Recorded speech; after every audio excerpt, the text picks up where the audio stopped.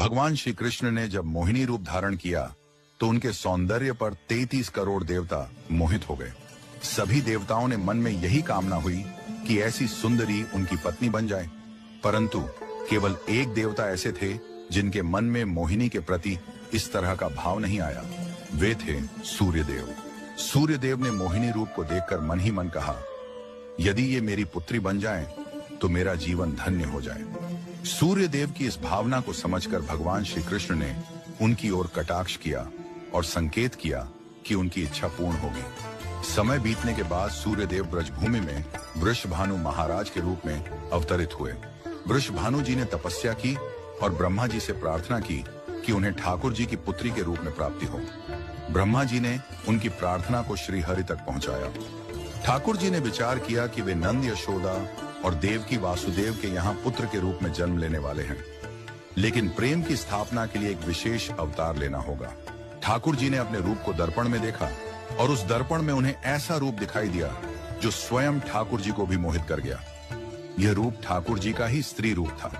उन्होंने इस रूप को स्थिर किया और लक्ष्मी जी के वस्त्रों, आभूषणों और श्रृंगार सामग्री का उपयोग करके इस दिव्य स्वरूप को सजाया। जब यह स्वरूप पूर्ण हुआ तो ऐसा प्रतीत हुआ मानो सूर्य और चंद्र का एक साथ मेल हो गया हो।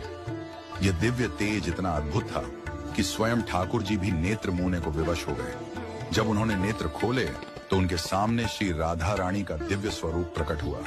श्री राधा के प्राकट्य का समय सुबह 4 बजे का था, जो ब्रह्म मुहूर्त का समय है। भगवान के अन्य अवतारों का प्राकट्य दोपहर 12 बजे या रात्रि 12 बजे होता है, परंतु राधा रानी का जन्म ब्रह्म मुहूर्त में हुआ, जो नए दिन की शुरुआत का प्रतीक है। यह इस बात का संकेत था कि प्रेम का प्रकाश संपूर्ण विश्व में फैलने वाला है। राधा रानी के अवतरण पर वृषभानु महाराज और कीर्तिदा माता के घर उत्सव मनाया गया। सभी गोप गोपियां ब्रजवासी आनंद में झूम उठे, लेकिन एक अद्भुत घटना ने सबको चकित कर दिया। राधा रानी अपनी आंखें नहीं खोल रही थीं। वृषभानु महाराज और माता कीर्तिदा इस बात को लेकर चिंतित हो गए। कई साधु संत और विद्वान उनके दर्शन करने आए, लेकिन किसी के भी प्रयास से राधा रानी ने अपनी आंखें नहीं खोली। तभी देवताओं के आग्रह पर नारद मुनि वहां आए। उन्होंने राधा रानी के पास बैठकर उनकी स्तुति की। नारद मुनि ने जैसे ही स्तुति गाई, राधा रानी ने पहली बार अपनी दिव्य नेत्रों से नारद मुनि की ओर देखा।